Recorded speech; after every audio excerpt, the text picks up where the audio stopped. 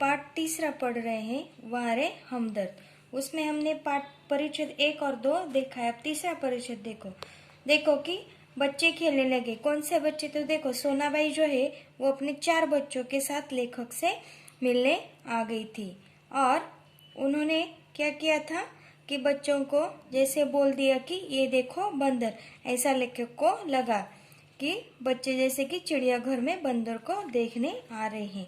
उसके बाद बच्चे खेलने लगे। एक कुर्सी पर चढ़ा तो दूसरा मेज पर चढ़ा। सोनाबाई की छोटी लड़की दवा की शीशी लेकर कथकली डांस करने लगी। रप रप की आवाज ने मेरा ध्यान बटाया। क्या देखता हूँ कि सोनाबाई का एक लड़का मेरी टांग के साथ लटक रही रेती की थैली पर बॉक्सिंग की प्रैक्टिस कर रहा है।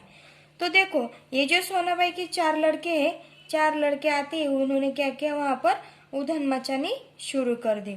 उसमें से एक लड़की दवा की शीशी के साथ डांस कर रही थी, दूसरा मेज पर चढ़ा, एक कुर्सी पर चढ़ा और एक क्या कर रहा था, जो लेखक के टांग के साथ एक लटकी थैली थी उसको ही क्या कर रहा था, बॉक्सिंग कर रहा था।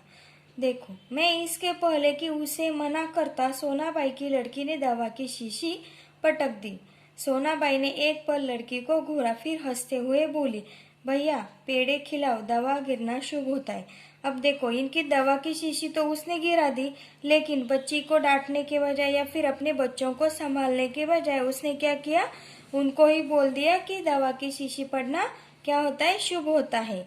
और दवा गई समझो बीमारी गई, ये उनको जैसे कि उनका ध्यान हटाने के लिए बोल दिया हो। इसके बाद 2 घंटे बाद सोनाबाई गई यह कहकर कि फिर आऊंगी। मैं भीतर तक कांप गया।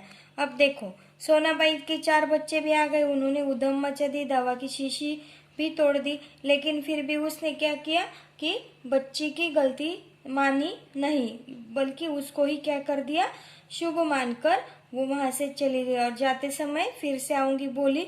तो इस वजह से क्या हुआ, लेखक घबरा गए कि अगली बार आएंगे तो पता नहीं वो क्या करेंगे। उसके बाद देखो कि कुछ लोग तो औपचारिकता निभाने की हद कर देते हैं, विशेषकर वे, यानी कि औपचारिकता का मतलब यहाँ पर है दिखावा, कि कुछ लोग क्या करते हैं, सिर्फ दिखावा करने के लिए किसी इंसान को या बीमार को देखने के लिए आ जाते हैं। और विशेष करके वो रिश्तेदार जो दूसरे गांव से मिलने आते हैं। देखो जो रिश्तेदार औपचारिकता निभाने आते हैं लेकिन वो दूसरे गांव से आते तो वो कैसे हद कर देते हैं, ये लेखक ने इसमें बताया है। कि लेखक क्या बोल रहे हैं कि ऐसे में एक दिन एक टैक्सी कमरे के सामने आकर रुकी। उसमें से निकलकर एक आदमी आते ही मेरी छाती पर सिर रखकर औंधा पड़ रोने लगा और कहने लगा, औंधा का मतलब है उल्टा, कि एक दिन क्या हुआ कि एक टैक्सी में से एक आदमी उतर कर आया और वो सीधा उनके छाती पर उल्टा होकर रोने लगा और कहने लगा, हाय तुम्हें क्या हो गया, कार वालों का सत्यानाश हो। यानी कि उसने क्या कर दिया, क्या हो गया, और कार वाले को कुछ गलत बातें भी बोल दी। मैंने दिल में कहा कि मुझे जो हुआ सो हुआ, पर तू क्यों रोता है, तुझे क्या हुआ। देखो लेखक तो उनसे सामने से नहीं बोल सकते कि मुझे जो चोट लगी है वो हुआ, लेकिन तुम क्यों रो रहे, लेकिन इसलिए वो अपने मन ही मन में बोल रहे थे। वह थोड़ी देर मेरी छाती में मुंह गड़ाए रोता रहा, फिर रोना कुछ कम हुआ।